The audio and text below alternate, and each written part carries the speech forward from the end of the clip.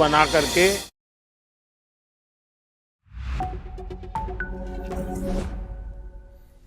Hello and welcome. I'm Thomas Porteous and you're watching NewsX World. Let's take a look at some of the top stories this hour. In Kashmir, Pakistan Army posts open fire along the line of control, triggering a response from Indian troops. Indian Prime Minister Narendra Modi expresses deep anguish over the Pahalgam terrorist attack, calling it a tragedy for every citizen. Several people have been killed and others injured after a vehicle rammed into a street festival crowd in Vancouver. Police say the driver is in custody following the incident near Fraser Street and East 41st Avenue. Iran and the United States agree to continue their nuclear talks, with discussions expected to resume next week. Trump signals confidence in a deal while Iran insists on maintaining uranium enrichment and defensive capabilities. Iran and the US agree to continue nuclear talks, with discussions expected to resume next week. Trump signals confidence in a deal while Iran insists on maintaining uranium enrichment and defensive capabilities. US President Donald Trump criticizes his Russian counterpart Vladimir Putin on Truth Social amid war mediation efforts. This may suggest a shift in his position following a quote-unquote historic meeting with Ukrainian President Volodymyr Zelensky before the Pope's funeral. Zelensky also holds talks with French President Macron, UK Prime Minister Keir Starmer and Italian Prime Minister Giorgia Meloni after meeting with Donald Trump. Leaders discuss progress towards a peace deal and commit to continuing efforts to end the war in Ukraine. Leaders make final campaign speeches in Canada's federal election, where US President Donald Trump remains a strong factor. Polls tighten as young Canadians lean towards Conservatives despite the Trump threat. President Trump demands that American military and commercial ships travel through the Panama and Suez canals free of charge. The US President directs Secretary of State Marco Rubio to address the issue immediately.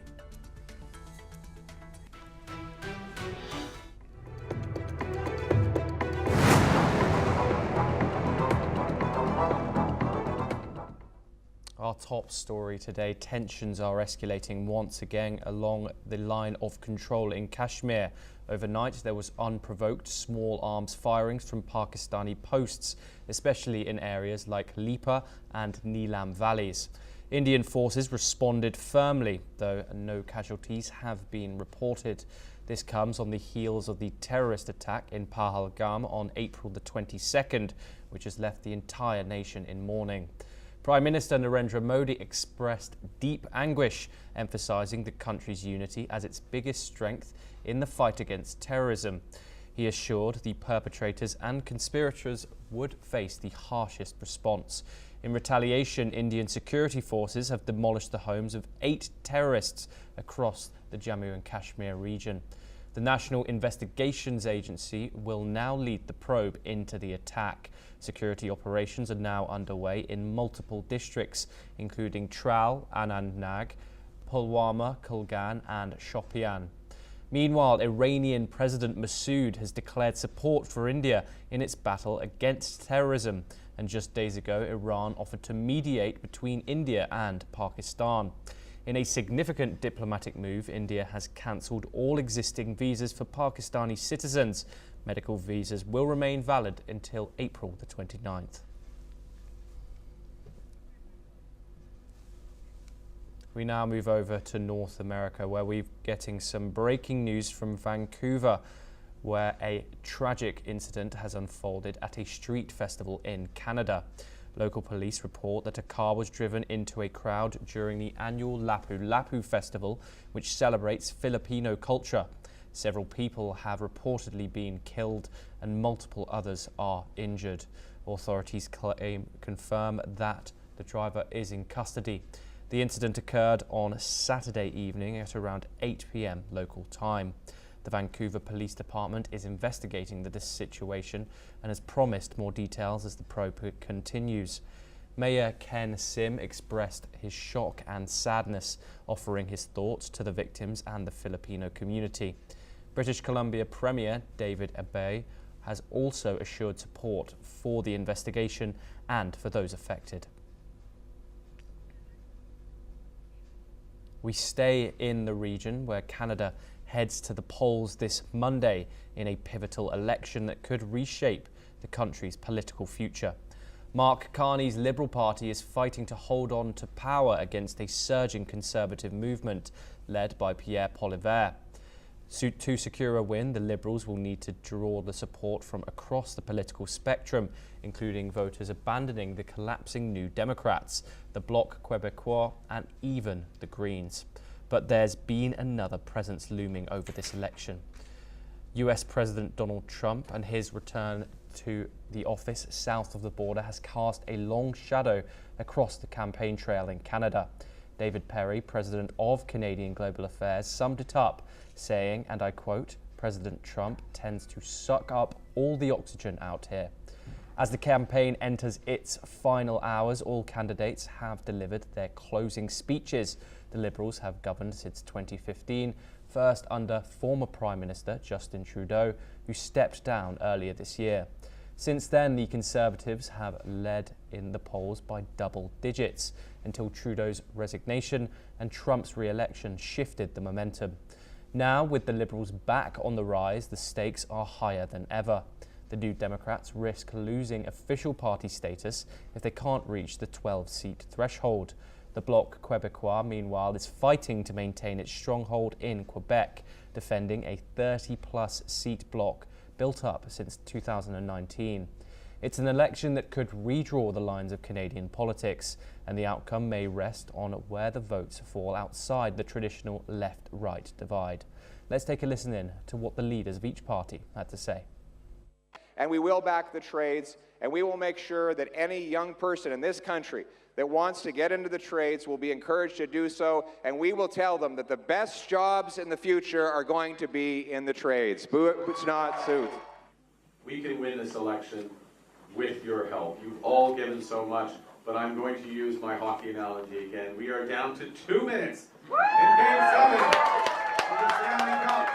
We need to leave everything on the ice, so a few more door knocks, a few more phone calls, a few more conversations, a few more conversions. We want everyone possible to support us, regardless of which party they supported. My message, first of all, to workers in potential negotiations going forward, I want you to know my number one priority is you. I'm going to be fighting to make sure you are the priority. We have often heard and seen in crises that it is workers who are asked to sacrifice. It's workers who are forced to tighten their belt. And I think that is wrong. It should not be on the backs of workers that we fight this trade war. And so my commitment to workers is I'm going to always put you first. My message to Donald Trump is, without any reason, without any provocation, in an illegal manner, you've attacked our country. But we're going to fight back and defend our interests. We are strong, we are proud, and We move over to the Middle East now, where a deadly explosion rocked Iran's largest commercial port, Shahid Raji, on Saturday. At least 18 people have been confirmed dead and more than 800 others are injured. The blast, which occurred near the strategic Strait of Hormuz, is believed to have been caused by a fire at a hazardous chemical storage depot. Reports suggest that sodium perchlorate, a missile fuel ingredient, may have been involved. The explosion sparked a massive blaze with thick black smoke spreading across the area. Rescue teams are working tirelessly to control the fire, but strong winds are complicating the efforts. Hundreds of victims have been rushed to nearby hospitals and a blood donation drive is underway. Iranian authorities have launched an investigation into the cause of the explosion, with the president expressing condolences and offering an inquiry. Schools and offices in nearby Bandar Abbas have been closed as emergency operations continue. We move now over to Europe, where in a significant development, US President Donald Trump has raised doubts about Russian President Vladimir Putin's willingness to end the war in Ukraine. This followed a meeting with Ukrainian President Volodymyr Zelensky at Pope Francis's funeral. Trump expressed skepticism on Truth Social, Questioning Putin's intentions after missile attacks on Ukrainian cities, Trump has raised concerns over Russia's missile strikes on civilian areas, suggesting secondary sanctions may be necessary if Russia continues its attacks, adding pressure for a peace resolution. Meanwhile, Zelensky has called talks with Trump productive, discussing a ceasefire and a lasting peace. The meeting was their first face-to-face encounter since February's heated White House confrontation. Meanwhile, in Rome, Zelensky met with EU President Ursula von der Leyen, where she assured Ukraine of EU support, saying that they can count on assistance in negotiations from the European Union. The talks focused on Ukraine's EU membership and security amid Russia's ongoing aggression. Following the meeting, Zelensky met UK Prime Minister Keir Starmer. They discussed Ukraine's peace efforts, military support, and the need for a lasting ceasefire to ensure security and sovereignty. Here's what Zelensky had to say about the meeting.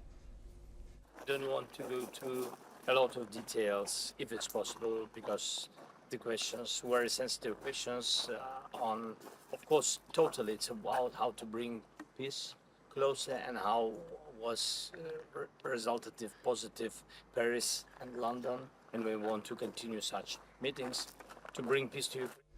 Moreover, Italian Prime Minister Giorgia Meloni also met with Zelensky in Rome, urging Moscow to commit to peace talks. Meloni condemned recent Russian attacks and stressed the need for an unconditional ceasefire.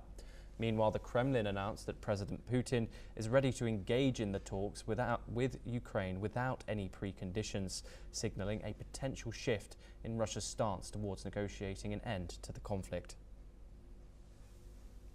We are now joined by Professor Dr. Ivana Popovsky, Professor and Vice Dean of Jindal Global Law School, located in New Delhi, to discuss this further. Thank you very much, Dr. Popovsky, for joining us. Do you have any hopes for this meeting that we saw, public meeting in the Vatican at the Pope's funeral yesterday? It was quite a striking image of the two leaders sat one-on-one with each other. Certainly a very important meeting into the right direction in this majestic Basilica San Pietro, and possibly it will be remembered and it will be historic in a sense that Donald Trump finally realizes who is cheating him, Vladimir Putin, and he talked not only to Zelensky but also to Keir Starmer, to Macron, to Giorgia Meloni, and more he talks to the European leaders who, by the way, they are very united. They are sending absolutely the same messages. They are speaking in an orchestra, in a kind of a very much in a synchronic way, the same thing, and they keep saying this for long, for almost 4 years now. And for that matter, I think this is important that the United States realizes where to go, what is the right direction. The mentioning of secondary sanctions is already there.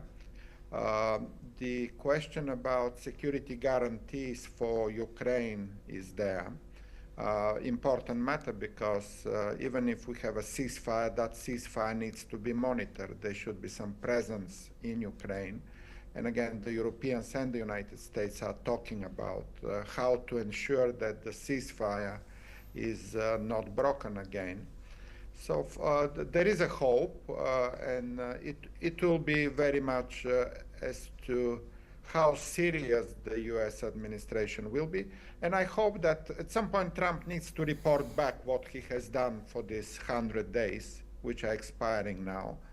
And he has very little to report on Russia, Ukraine, and he's also very interested at least to achieve a ceasefire. But the non-cooperative side is Russia. For 45 days, the position of Ukraine and United States was absolutely the same. Full and unconditional ceasefire, exchange of prisoners of war, and starting the longer-term negotiations about territorial issues, about security guarantee, and lifting of the sanctions. So all of this come together well, but first and foremost, there should be a ceasefire. Russia should stop killing civilians, as they did over the last week.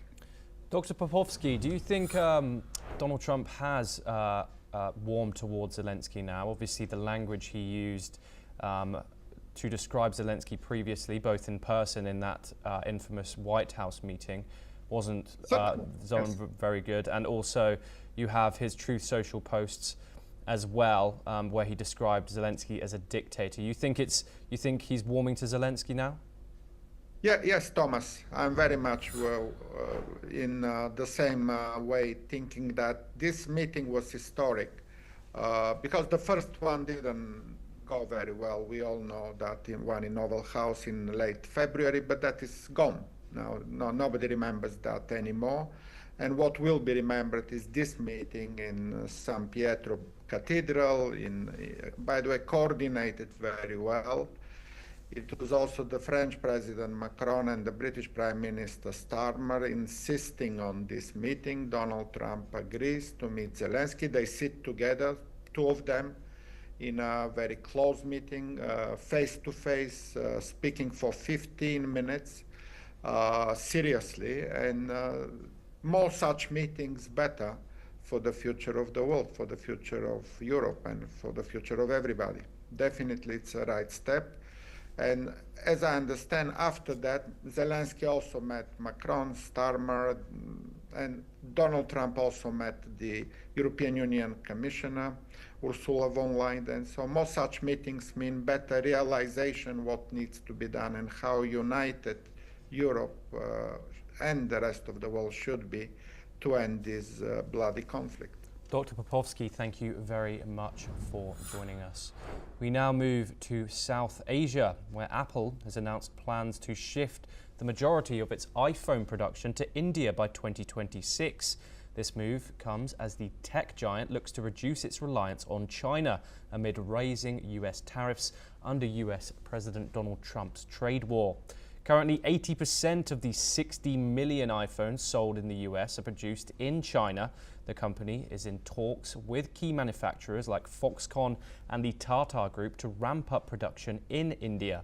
India has become an attractive manufacturing hub with initiatives like tax cuts for mobile phone components.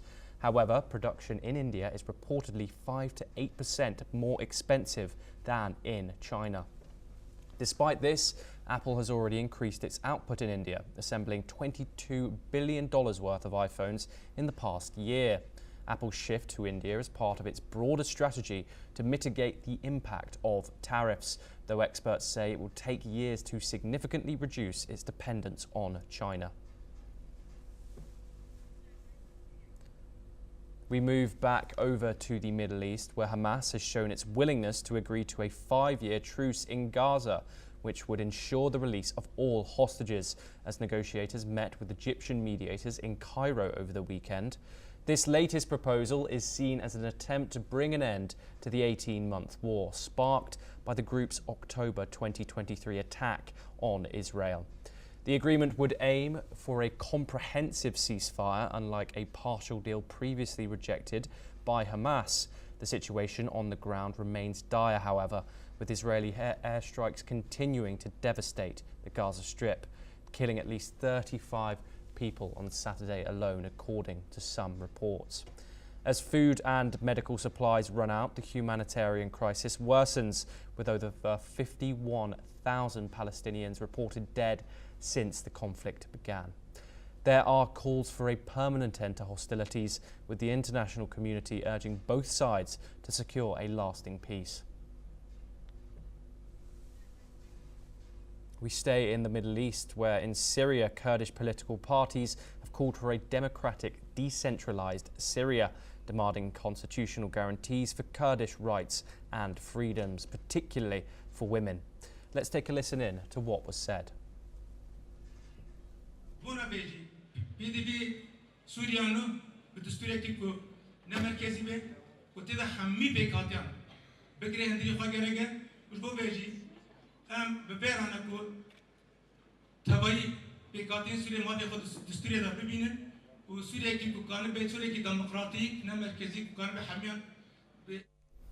This statement was made in a conference in Kamalishi, where Kurdish leaders united on a vision that ensures both autonomy and unity for Syria's diverse groups. As part of this vision, Kurdish officials are now preparing to negotiate federalism within the Damascus government, aiming for a fairer and more inclusive political structure.